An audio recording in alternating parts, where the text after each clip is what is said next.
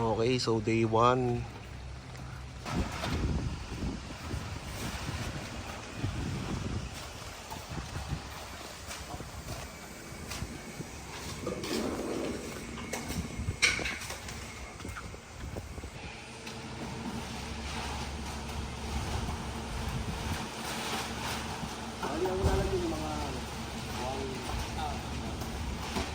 Kailangan mo ito. Shampoo.